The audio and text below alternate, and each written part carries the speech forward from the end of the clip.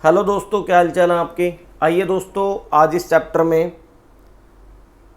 और आज इस वीडियो में हम एक न्यू चैप्टर आपके साथ डिस्कस करते हैं और धीरे धीरे हमें आगे की तरफ बढ़ना है। और उस चैप्टर का नाम है दोस्तों सिमुलेशन। ऑपरेशन रिसर्च में एक सेकंड टेक्निक है जिसका नाम है सिमुलेशन।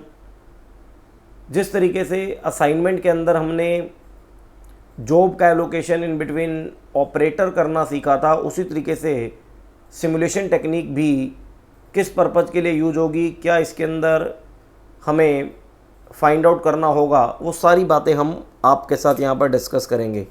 सिमुलेशन के अंदर पॉइंट नंबर 1, सबसे पहले मैं आपको बात बताना चाहता हूँ कि सिमुलेशन जो टेक्निक है वो डाटा को सिमुलेट करने की टेक्निक है, डाटा को एस्टिमेट करने की टेक्निक है, फोरकास्ट करने की टेक्निक है। तो मैं कहूँ it is A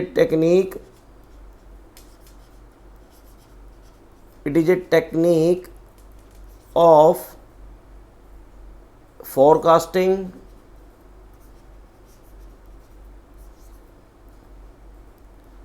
coma estimating. It is a technique of forecasting comma estimating of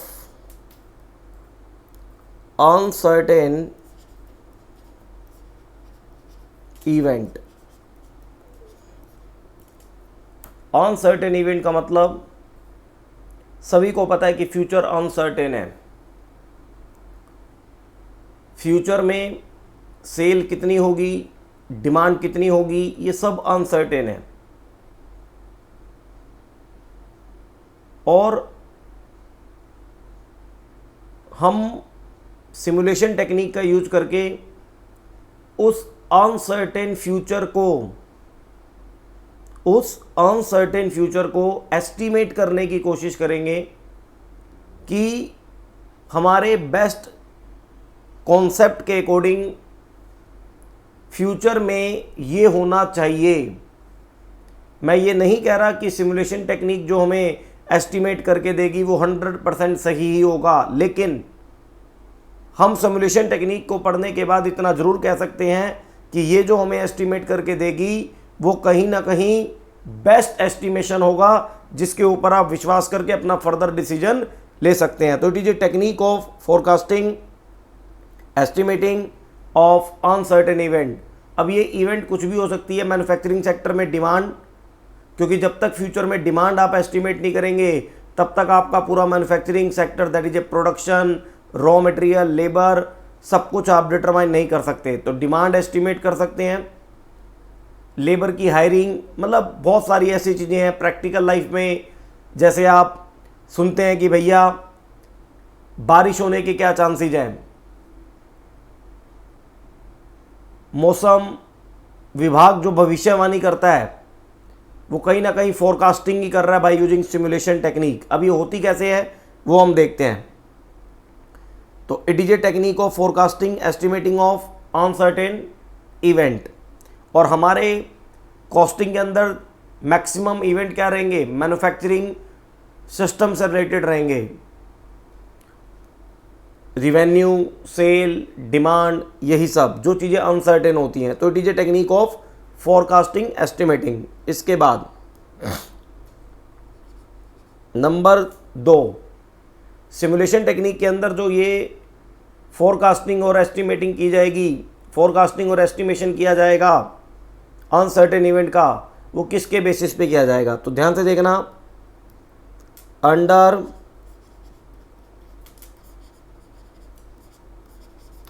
simulation technique,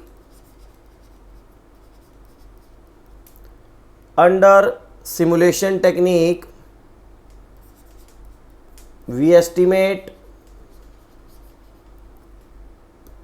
estimate uncertain future event on the basis of past performance.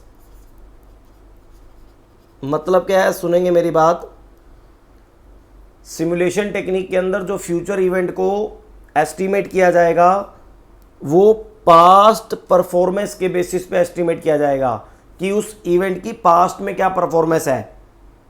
जैसे हम सेल प्रोडक्ट को फ्यूचर में एस्टीमेट करना चाहते हैं तो हम ये देखेंगे कि भैया पिछले 2-3 सालों में या पिछले 2-3 महीने में हमारी एक्चुअल में सेल कितनी हुई है, यूनिट कितनी सेल हुई हैं, उसी के बेसिस पे हम फ्यूचर का अनुमान लगाएंगे, फ्यूचर का एस्टिमेशन करेंगे। अब इसके बाद point number 3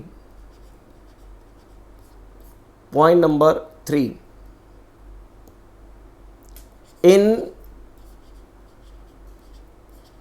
simulation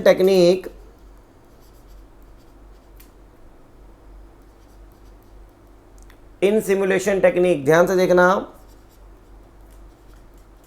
we are given, हमें दे रखा होगा वी आर गिवन प्रोबेबिलिटी, क्या होती है अभी बात करेंगे।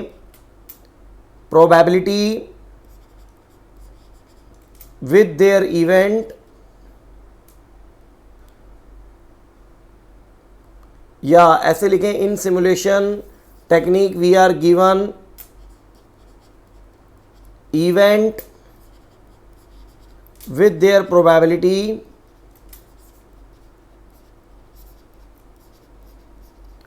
and random number।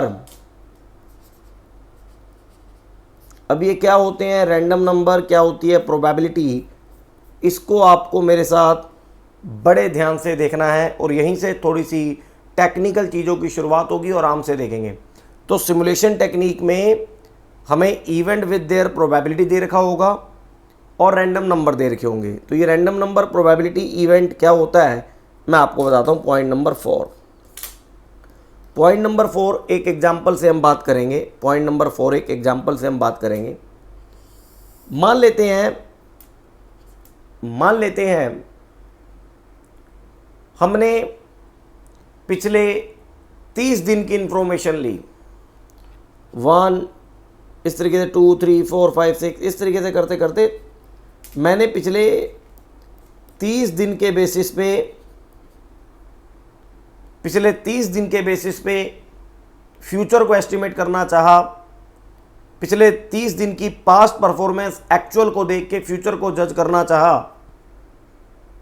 तो एक एग्जाम्पल के तौर पे आपको बता रहा हूं, ध्यान से देखना। मान लेते हैं पिछले 1 से लेकर 30 दिन है, मैंने देखा इस पूरे 30 दिन के अंदर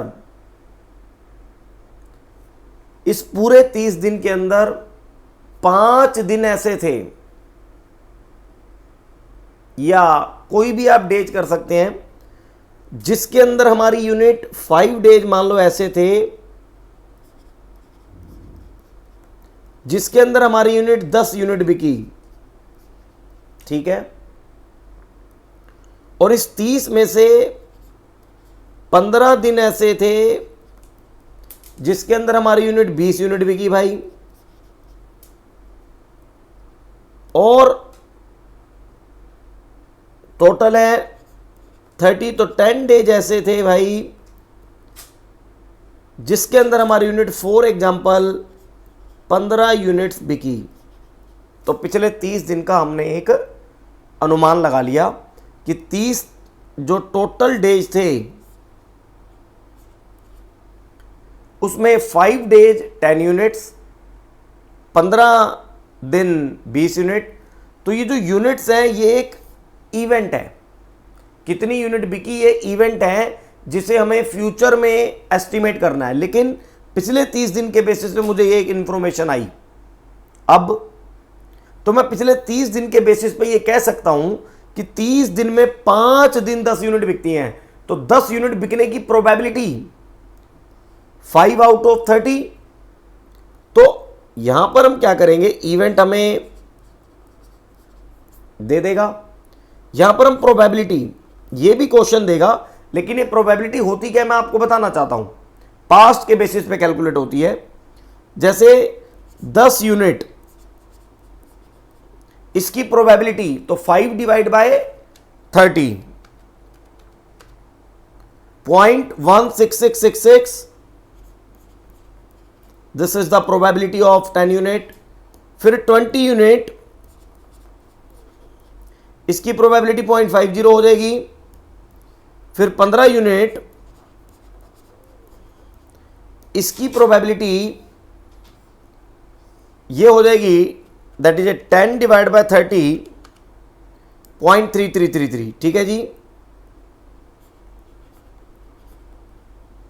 ओके यहां तक। अब आप जब प्रोबेबिलिटी का टोटल करेंगे वो हमेशा इक्वल टू क्या होता है, 1 होता है। तो आपको हमेशा इवेंट क्या है और उसकी प्रोबेबिलिटी क्या है ये क्वेश्चन में हमेशा दे रखी होगी। और ये इवेंट और प्रोबेबिलिटी कैसे निकलती है, ये निकलती है on the basis of past, on the basis of past. कि जैसे मैंने एग्जांपल लिया, 30 दिन में इतने दिन 10 यूनिट बिकी, इतने दिन 20 यूनिट बिकी, तो इसका मतलब 10 यूनिट बिकने की प्रोबेबिलिटी 16.67%, 20 यूनिट बिकने की प्रोबेबिलिटी 50%, 15 यूनिट बिकने की प्रोबेबिलिटी 33.33%। ये इंफॉर्मेशन हमें क्वेश्चन देगा। सिमुलेशन टेक्निक में इवेंट भी दे रखा होगा और प्रोबेबिलिटी भी दे रखी होगी, लेकिन ये होती क्या है मैंने आपको बता दिया। इसके बाद इवेंट दे दिया, प्रोबेबिलिटी दे दी भाई। अब बात ये आती है कि सर ये प्रोबेबिलिटी का मतलब क्या है, वो मैं आपको बता देता हूं। प्रोबेबिलिटी का मतलब होता है it means chances of occurrences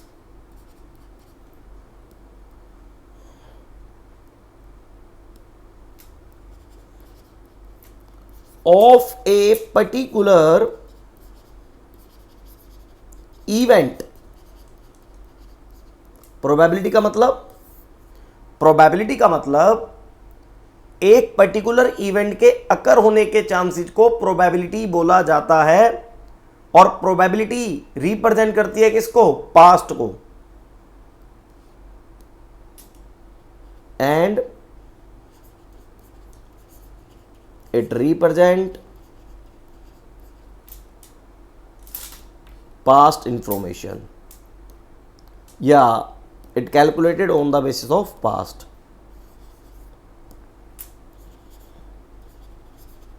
it calculated on the basis of क्या, it calculated on the basis of क्या, past, simple। तो आपके क्वेश्चन में इवेंट और प्रोबेबिलिटी दे रखा होगा, और कैसे हम सिमुलेशन टेक्निक लगाएंगे वो बात की बात है। अभी आपको इवेंट और प्रोबेबिलिटी दे रखा है कि एक पर्टिकुलर 3 इवेंट हो सकते हैं, 10 यूनिट, 20 यूनिट, 15 यूनिट, और उसकी अपनी अपनी क्या है, प्रोबेबिलिटी है। इसके बाद point number 5,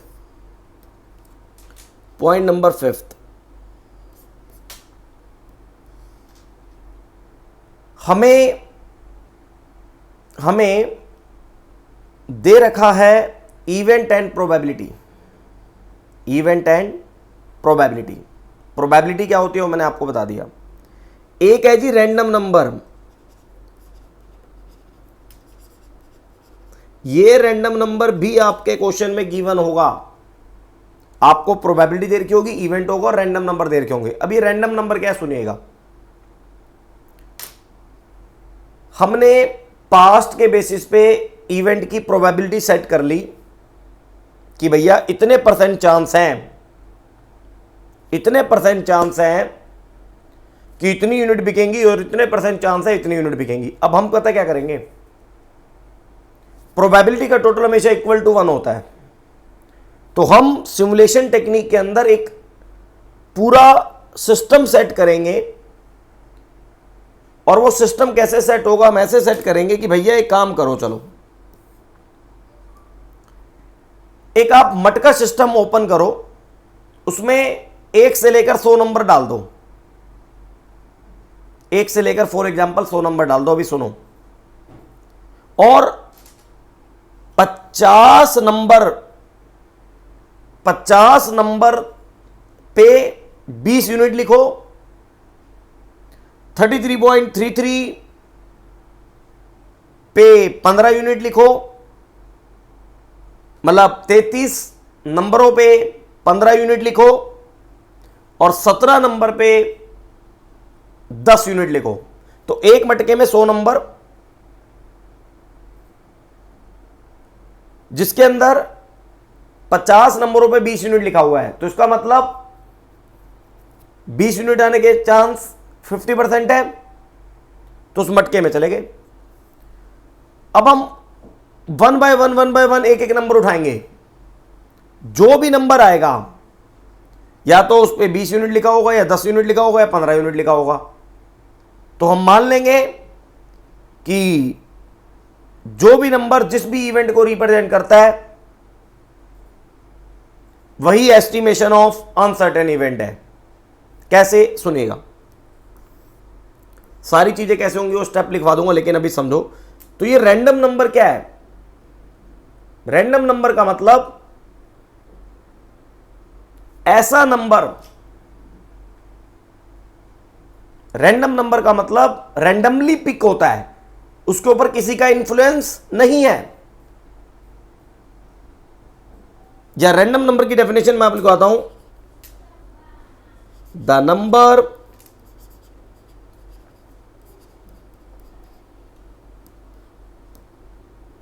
number for which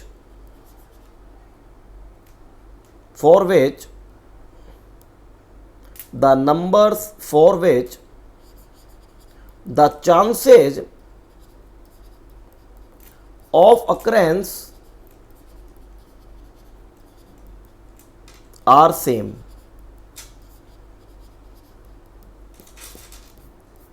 The numbers for which the chances of occurrence are same.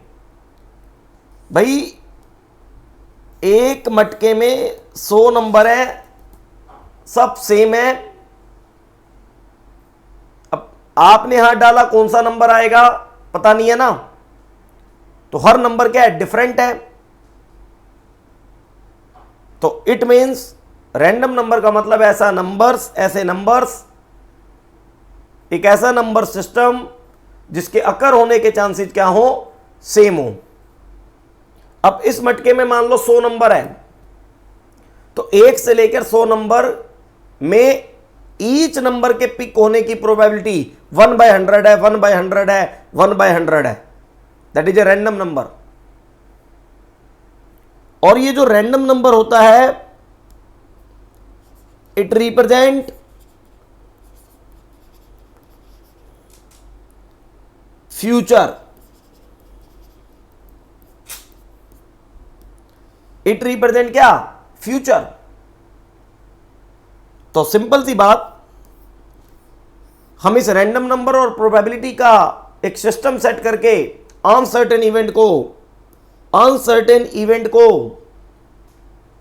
Simulate करेंगे, एस्टिमेट करेंगे। देखिए point number C,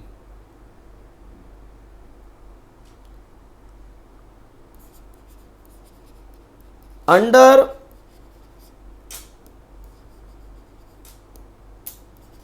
simulation technique,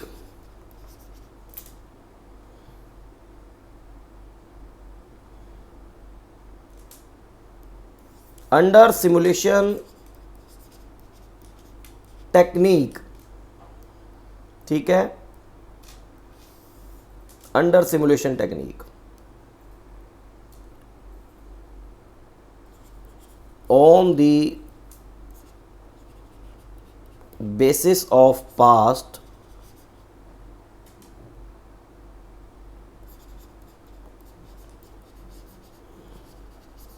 we estimate future uncertain event, और इन दोनों के बीच में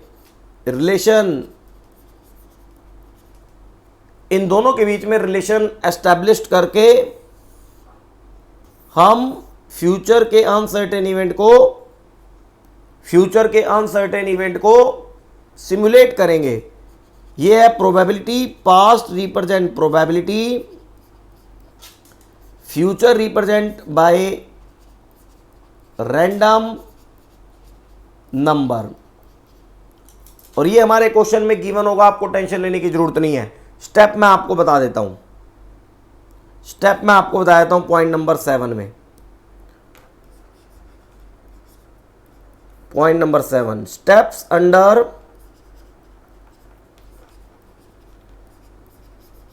सिमुलेशन टेक्निक।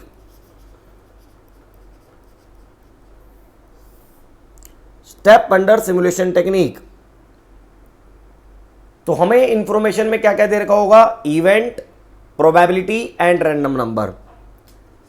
तो लिख लो, इन एवरी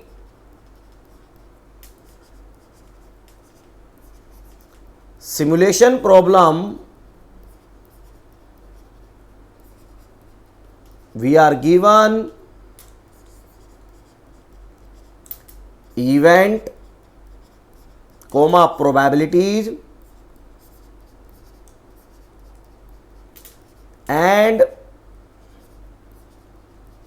random number। बस हमें प्रोबेबिलिटी और रैंडम नंबर को आपस में कोरिलेट करके फ्यूचर के लिए इवेंट को क्या करना है? अनसर्टेन इवेंट को एस्टिमेट करना है। तो हमें ये सब दे रखा होगा, ठीक है जी, दे रखा होगा। तो हम सबसे पहले स्टेप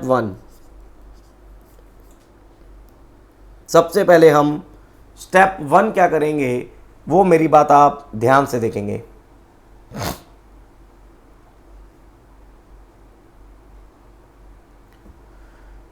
आप सबसे पहले जो इवेंट दे रखे हैं और उसकी जो प्रोबेबिलिटी दे रखी है, आपको जो इवेंट दे रखे हैं एंड प्रोबेबिलिटी दे रखी है, उसे नोट डाउन करेंगे और उसके बाद क्यूमुलेटिव प्रोबेबिलिटी फाइंड आउट करेंगे। देखिएगा कैसे, मैं आपको बताता हूं। Step 1, find out cumulative probabilities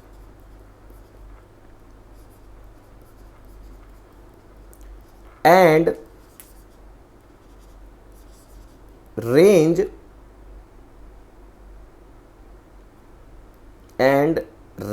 of cumulative probability। कैसे, देखते हैं।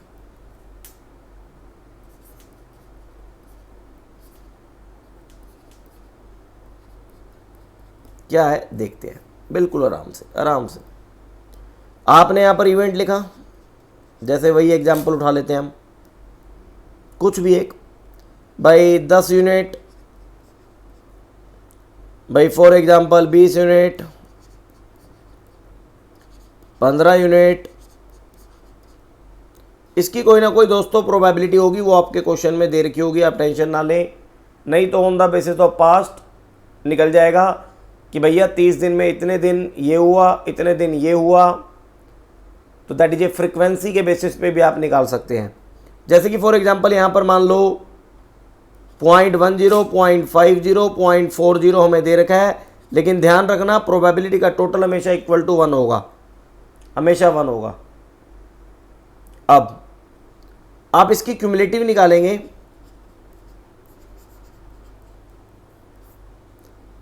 तो क्यूमुलेटिव हो जाएगा, आप 0.10 को 10 भी कह सकते हैं, 0.50 को 50 भी कह सकते हैं, 0.40 को 40 भी कह सकते हैं, और 1 को 100 भी लिख सकते हैं, बात एक ही है। ठीक है जी। अब तो आप क्यूमुलेटिव प्रोबेबिलिटी करेंगे, इसको आप 10, इसको आप 60 और इसको आप 100। अब रेंज बनाएंगे, रेंज ये रेंज कैसे बनेगी थोड़ा समझना। देखो जो रैंडम नंबर होंगे ना,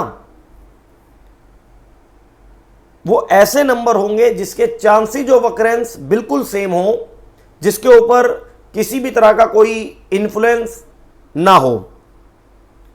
तो क्या हुआ, 1 से लेकर 100 तक के रैंडम नंबर थे, वो मटके में थे। तो हमने जब मटके में 100 नंबर डाले, 1 2 3 4 5 6 7 8 ऐसे 10 11, तो 100 तक नंबर अंदर चले गए।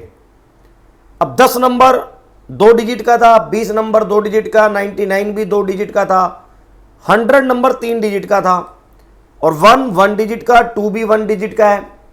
तो 1 के आगे हमने 0 लगा दी, 0 1 हो गया, वो 2 डिजिट तो बन गया। लेकिन जो 100 नंबर है वो अभी भी 3 डिजिट का है। तो भैया किसी ने कहा कि भैया ये रैंडम नंबर ऐसे होते हैं जिसके चांसेज ऑफ अकरेंस सेम हो, लेकिन 100 के ऊपर तो 3 डिजिट की वजह से एक इन्फ्लुएंस है, हम अंदर हाथ डाल के थोड़ा सा टाइम लेके पता लगा सकते हैं। तो हमने कहा चलो आपकी ये प्रॉब्लम भी दूर करते हैं। तो ये प्रॉब्लम दूर करने के लिए जो रैंडम नंबर सेट किए गए, वो सेट किए गए 00 से लेकर 99 तक, कि 100 नंबर हटा दो, उसकी जगह एक 00 नंबर डाल दो। तो हम क्या करेंगे, देखो मटके में 100 नंबर डालने हैं और इवेंट की रेंज हमने बता दी क्या, तो पहली रेंज 00 से स्टार्ट होगी और 09 पे खत्म होगी। क्यों? मटके में 10 नंबर ऐसे होने चाहिए जिसके ऊपर 10 यूनिट हो। तो हमने कहा 00 01 02 03, इसकी काउंटिंग करोगे नंबर 10 आएंगे, तो वो हमने 10 को रिप्रेजेंट कर दिया। नेक्स्ट,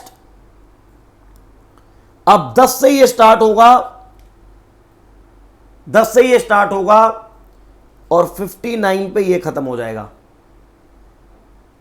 और 60 से ये स्टार्ट होगा, 99 पे ये खत्म हो जाएगा। तो रेंज हमेशा कैसे सेट होगी, first event range always start from 00 number and ending point of range always cumulative probability -1। तो ये भी आपको देखना है भाई रेंज के अंदर। इस तरीके से आप find out cumulative probability and range of probability. अब मान लो हमने अगले 5 दिन को एस्टिमेट करना है, तो हमें ये डे दे रखा होगा,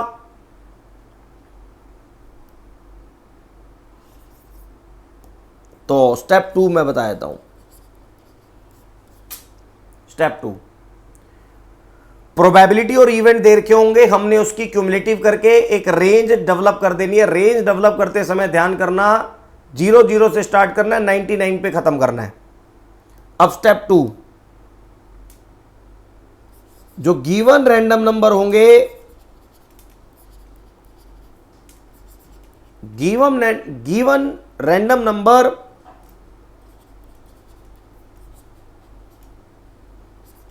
are matched with range of probability and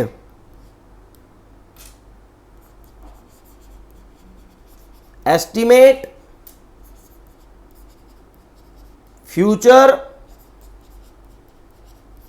event। कैसे, देखो आपको यहां पर डे लिखा होगा कि नेक्स्ट 5 डेज को आपको मेजर करना है, या जो भी 3 डेज, 1 2 3 4। इसका अब रैंडम नंबर भी होगा भाई, आपको दे रखा होगा। रैंडम नंबर हमेशा 2 डिजिट का होगा और 00 और 99 तक होगा। मान लो पहला उसने दिया हमें 58, तो हम इसके सामने यूनिट्स पता कितनी लिखेंगे, देखो ऊपर से 58 यहां पर कवर होता है, यूनिट कितनी है 20।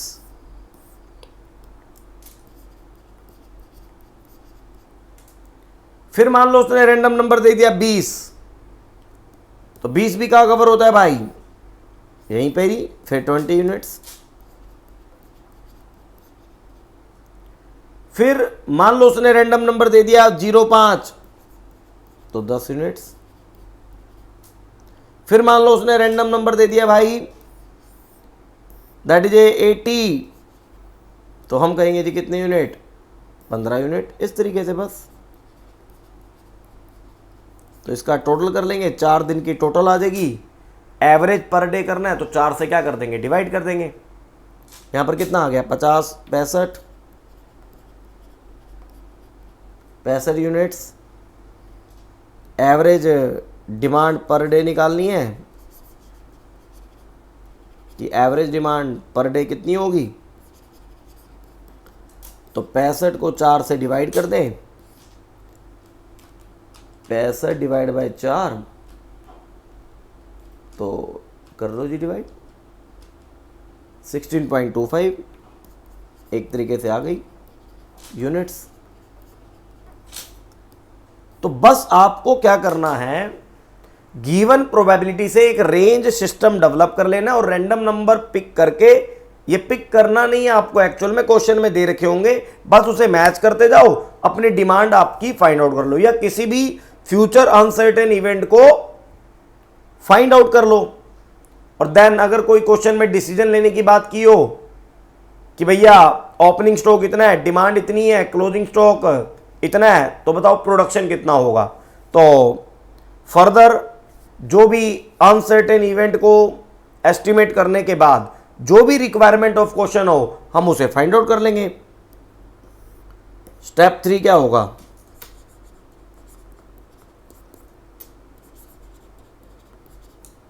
Read the requirement of question,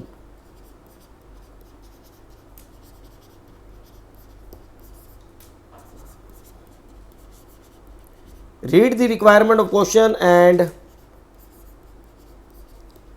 find out solution by applying। तो जो भी क्वेश्चन बोलेगा उसी कोडिंग हम करेंगे काम, by applying कॉमन सेंस, ठीक है ना।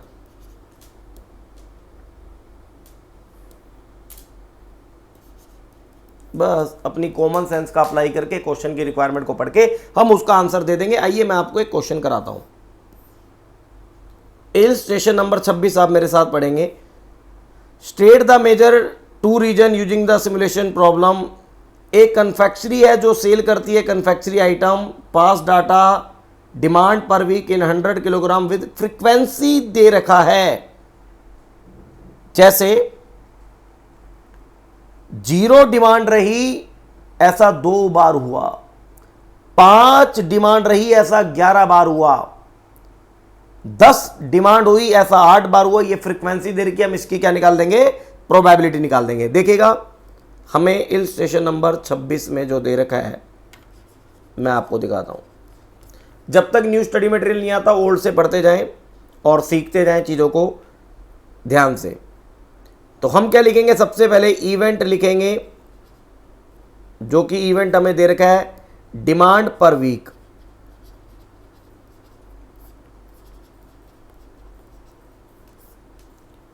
डिमांड पर वीक है, बहुत बढ़िया जी। डिमांड पर वीक है, 0 भी है, 5 भी है, 10 भी है। ये लिख लेंगे 0 भी है, 5 भी है, 10 भी है, 15, 20, 25।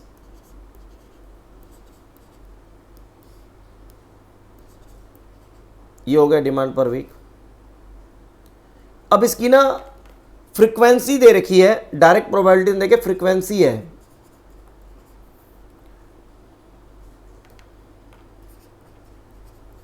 फ्रीक्वेंसी का मतलब ये डिमांड जो है ये कितनी बार होती है। जैसे 30 दिन में मैंने एग्जांपल दिया था, 10 दिन इतना, 20 दिन इतना, 5 दिन इतना, तो वही है ये 2 बार, 11 बार, ये 2 बार, ये 11 बार, 8, 21, 5, 3, 8, 21, 5, 3। इस फ्रिक्वेंसी का टोटल कर लो, 11 और 2 13 और 8 21 और 21 42, 5 47 और 3 50। अब इस फ्रिक्वेंसी की प्रोबेबिलिटी निकालो। 2 डिवाइड बाय 50, 2 डिवाइड बाई 50 0.04, ठीक है, चेक करते रहना। 11 डिवाइड बाई 50 0.26, चेक करते रहना। 0.42, ये प्रोबेबिलिटी निकल के आ रही है। 0.84, 0.94 और 1, ठीक है, क्योंकि टोटल हमेशा क्या होता है, 1 होता है। एक सेकेंड, ये क्यूमुलेटिव तो नहीं निकाल दी इन्होंने, एक सेकेंड 0.4 चेक करें, हमने शायद क्यूमुलेटिव पहले कॉपी कर लिया। 0.4, 0.22, 0.4, 0.16, 0.42, 0.10 और 0.06, यस। और टोटल हमेशा 1 होगा दोस्तों, टोटल हमेशा 1 होगा। अब इसकी हम रेंज बना लें या क्यूमुलेटिव, पहले क्यूमुलेटिव कर लें। तो ये हो जाएगा 4, ये हो जाएगा 26, ये हो जाएगा 42, ये हो जाएगा 84, ये हो जाएगा 94, ये हो जाएगा 100। अब इसकी रेंज बना लें। रेंज हमेशा 0 से स्टार्ट करना, 0 3 पे जाना, क्यूमुलेटिव से एक कम। फिर नेक्स्ट इवेंट की जो रेंज होगी, वो 0.4 से स्टार्ट और एक कम 25। फिर 26 से स्टार्ट 41, 42 से स्टार्ट 83, 84 से स्टार्ट 93, 94 से स्टार्ट 99 बन गए। अब इसके बाद आपको क्वेश्चन में रैंडम नंबर दोस्तों दे रखे होंगे। ये आपको रैंडम नंबर है, using the following sequence of random number, next 10 week की आपको डिमांड एस्टिमेट करनी है। तो भैया 35, 52, 2, 3, 4, 5, 6, 7, 8, 9, 10, 83 तक 10 हो जाते हैं। तो आपको 83 तक ही करना है, बाकी रैंडम नंबर यूज नहीं करने। तो वीक लिख लो, हर रैंडम नंबर आपको दे रखा है, बस यहाँ पर लिख लो वीक 10 है। तो 1, 2, 3, 4, 5, 6, 7, 8, 9 और 10। इसके बाद जो भी उसका रैंडम नंबर है वो ले लो भाई, रैंडम नंबर के बाद उसकी जो भी वो रेंज में कवर होता है वो रेंज लिख देना। उसके बाद उसका demand, that is a units. तो पहला रैंडम नंबर क्या है, ये क्वेश्चन बताएगा। पहला रैंडम नंबर 35 है भाई। अब रेंज को देखो, 35 किस रेंज में कवर होगा, 26 से 41 में 10 यूनिट, 26 से 41 में कवर होगा, 10 यूनिट होंगी। इस तरीके से चेक करें, ठीक है। दूसरा है 52, रेंज नहीं भी लिखोगे, डायरेक्टली यूनिट लिख दोगे तब भी कोई दिक्कत नहीं है। तो 52 के लिए 15 यूनिट है, चेक कर लेना।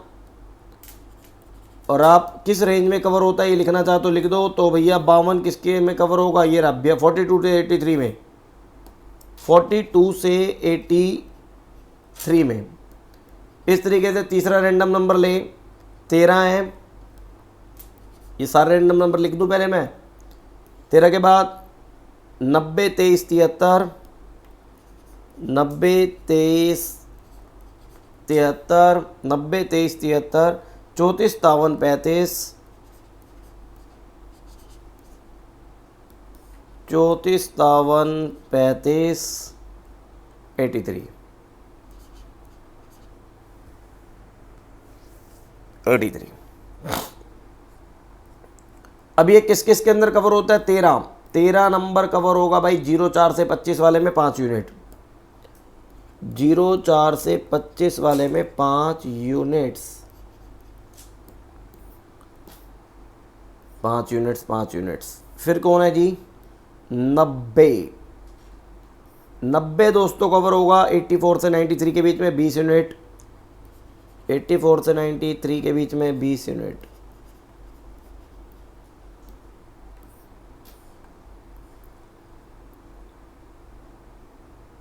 फिर रैंडम नंबर क्या है जी 23, 04 से 25 के बीच में, 04 से 25 के बीच में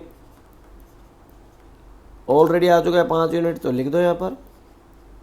इस तरीके से आप देख सकते हैं भाई 5 यूनिट, 15, 10, 15 ऐसे, तो ये कर लेना भाई, है ना। 15 यूनिट्स, 10 यूनिट्स, 15 यूनिट, 10 यूनिट, फिर 15, 10, 15, 15, 10, 15, टोटल कर लेना 120 आ गया। और एवरेज निकालना हो तो 120 को 10 से डिवाइड कर दो, तो ये आ जाएगा 12 यूनिट्स एक तरीके से एवरेज है। फर्दर इसके अंदर कुछ पूछा नहीं गया तो हम भी ज़्यादा दिमाग नहीं लगाएंगे, बस एवरेज। तो फाइनली अगर मैं बात करूँ सिमुलेशन के अंदर क्या करना है और क्या दे रखा होगा, हमें क्या करना है, हमें इवेंट दे रखा होगा, प्रोबेबिलिटी दे रखी होगी। प्रोबेबिलिटी का सबसे पहले क्यूमुलेटिव करना है, क्यूमुलेटिव के बाद उसकी रेंज बनानी है। रेंज बनाते समय ध्यान रखना 00 से स्टार्ट 99 पे ख़त्म। तो फर्स्ट इवेंट की रेंज हमेशा 00 से स्टार्ट होगी और उसकी क्यूमुलेटिव प्रोबेबिलिटी से -1 पे ख़त्म हो जाएगी। नेक्स्ट इवेंट की रेंज प्रीवियस इवेंट के क्यूमुलेटिव प्रोबेबिलिटी से स्टार्ट होगी और करंट इवेंट के क्यूमुलेटिव प्रोबेबिलिटी -1 से ख़त्म हो जाएगी। इस तरीके से 99 पे आप पहुंच जाएंगे। फिर उसके बाद जो भी टाइम पीरियड आपको दे रखा हो, उसके रैंडम नंबर दे रखे हो, वो रैंडम नंबर किस रेंज में कवर होता है वो रेंज कॉपी कर लेना और उस रेंज के सामने क्या इवेंट रिप्रेजेंट है वो इवेंट लिख लेना। तो हम कहेंगे कि आने वाले फर्स्ट वीक में इतनी यूनिट हमारी बिकने के चांसेज हैं, इतनी यूनिट हमारी बिक सकती है। ये estimation of uncertain future event है। बाकी क्वेश्चन बाद में करेंगे। एक सिमुलेशन मैंने आपको कंप्लीट आइडिया दे दिया, बाकी तो क्वेश्चन करेंगे, अपने आप आपकी सिमुलेशन टेक्निक कवर हो जाएगी। ठीक है दोस्तों, टाटा बाय बाय। रिवाइज कर लें आप इसे, फिर मिलते हैं नेक्स्ट क्लास में।